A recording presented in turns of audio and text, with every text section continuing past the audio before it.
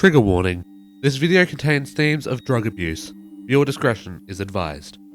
Alright, hi guys, this is Nova Parrot, and welcome back. It's been a while, but I thought I'd give you guys a gift before I move on to other things. I will be continuing to update on this channel for a while. Mostly with just creepypasta stuff. Not going to do any more gaming. I'm going to bring out an update on what's happening with that if you're interested.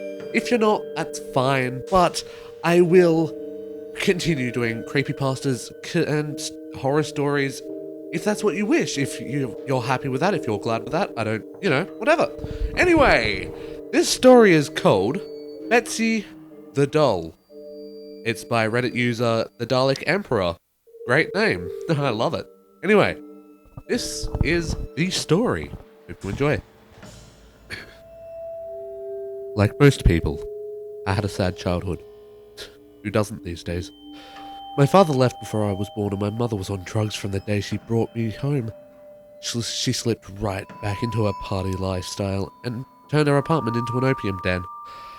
I walked around in a drug-fueled haze for the first 5 years of my life. The smoky air flooded down the hallway, and under my door seemed to linger for days. My mother wasn't a bad person, just a victim of her addictions. When she did have spare money, she would put food in the house and even sometimes buy me clothes from Goodwill. The only pieces of furniture I had in my bedroom were a box spring and a mattress set, and a little blue box of toys. Not that I had a lot of toys to put in it, just the 3 I'd got for my birthday. One was an art kit, one was a red wagon, and the last, my pride and joy, was a doll named Betsy. Betsy was my best friend. We would have imaginary tea parties together, sleep together, take baths together, and sometimes I remember her speaking to me.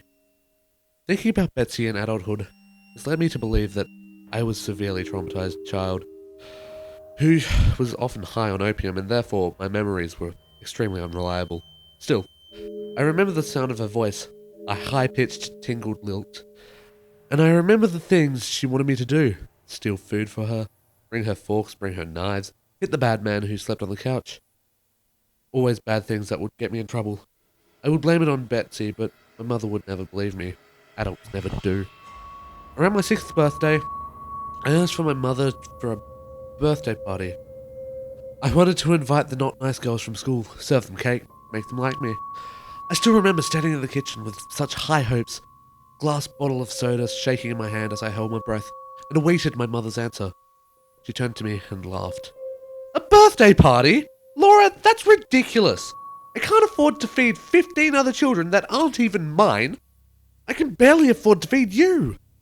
You eat like an elephant, or should I say, little Betsy does. I barely get anything to eat around here."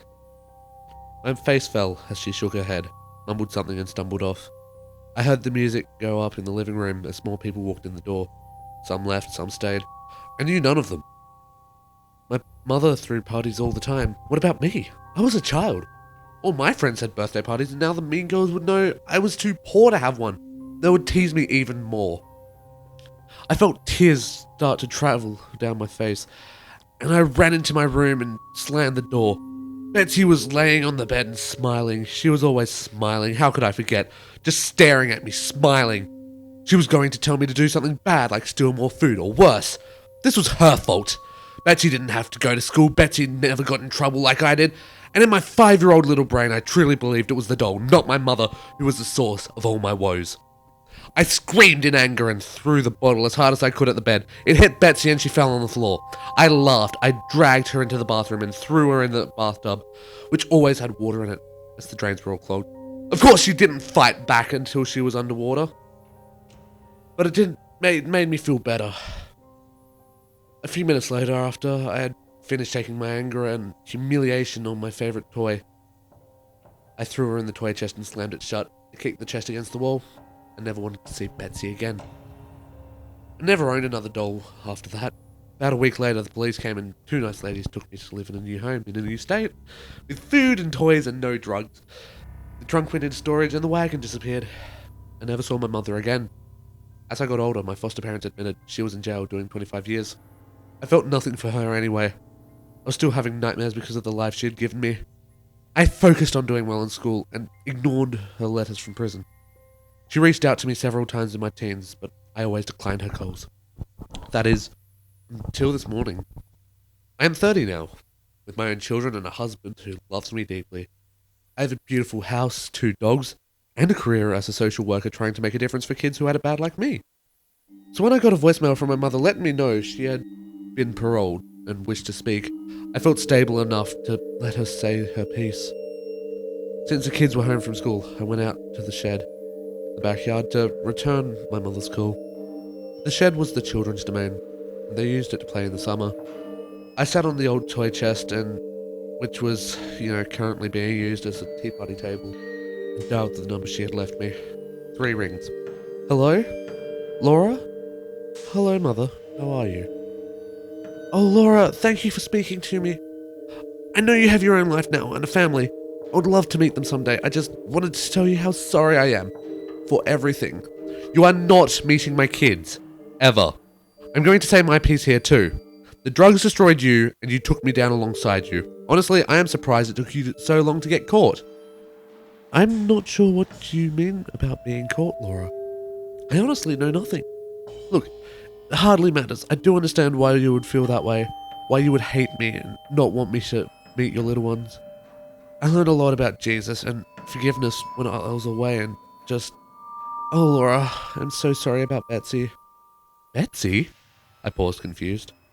Why would you care about her? I know, Laura. Believe me, I do. It was all my fault. The drugs and Betsy. Oh, God. If I had only been able to see through the haze. If I had only known. She's gone forever now, and it's all my fault. As my mother began to cry, I tapped my fingers on the toy box impatiently. Sorry, that was a run-off sentence. The drugs had clearly fried my mother's brain. Mother, why are you talking about Betsy? Why do you even care? I know where Betsy is. Right underneath me. You do? What are you talking about, Laura? Oh, God, where is she? I shifted uncomfortably. Betsy's in the trunk. I honestly thought she'd hang up. I honestly thought she had hung up. I heard nothing on the other end, not even breathing. What do you mean, your sister's in the trunk? Sister? What the hell are you talking about? Back on drugs so soon, Mother? Betsy is a goddamn doll! I locked her in the toy box a few days before you got arrested for opium possession. Laura, oh God, no, Laura! I wasn't arrested because of the drugs. I was arrested because of Betsy's disappearance. You always called her your little doll, but we all thought you knew. Oh God, what did you do, Laura? What did you do with my baby? With no emotion, I set the phone next to me and stood up. I could hear the distant sound of my mother's anguished cries, and I feel the dark clutch of agony in my own chest. Memories were stirring in the back of my mind, threatening to come flooding forward into my consciousness. Pushing against a door in my head, a door that had been locked so tightly for so long, I'd forgotten it was there. Could the trauma and the drugs have really led me to believe that a small child was actually a doll? Asking for food? Asking for utensils to eat with? Asking me to protect her from the bad man? No. I slowly turned around and brought my eyes down to the chest. Surely it was too small. You couldn't fit a person in there, could you? You couldn't. But what about a very small, starving, emaciated child? What about her? If I were an investigator looking for a small child, I would never consider looking in this chest. It was just too small. I knelt to the ground and unclipped the clasps. It would be better not to look. After all that I had overcome, this new life that I had earned, it could all be undone by opening this toy box. I shouldn't open it. I should throw it in a landfill and forget it ever existed. I should not look inside. I opened the chest. I never had a doll. My mother never could afford to buy me one. I never had a wagon either. But I did have a toy box. A pretty blue and white toy box. When I was 5, I drowned my 2-year-old sister and put her in it. And now my life is over. So, thanks for watching, guys. You've been a wonderful audience. Don't forget to hit like and subscribe if you enjoyed. Don't forget to comment down below what you thought of the story. I'm a bit indifferent to it because drug use, drugs is bad. Okay. No, I'm actually it's really well written though. I think it's really, really well written. I think, any story with a twist at the end is fantastic. I think it's brilliant. It always brings a smile to my face when I read it. So don't forget, if you want to look this up for yourself, I'll send you a link to where I found it on a Tumblr blog. I read it there first, so I could make sure it's not, too NSFW for, well, not safe for YouTube. NSFY, let's go with that. And, when I got to the twist at the end, I'm sort of just sitting there, mouth open, in awe of what I just read. It was bloody great. But the drug abuse thing, that didn't really sit well with me. That's why I put the trigger warning at the beginning here. That's why I'm probably going to put the trigger warning in the beginning of a lot of videos that I'm going to make from now on, just so, you people know not like what's going on, okay? So, if you don't like the trigger, what's going to trigger you, then you don't have to watch the video, or you could just skip that part. I don't know, I'm not a horse whisperer. I just write. I don't write this shit. I just read the shit, yo. And, so yeah. Thanks for watching. I think I already said that. This is Nova Parrot, signing off. I'll see you all very soon. Bye!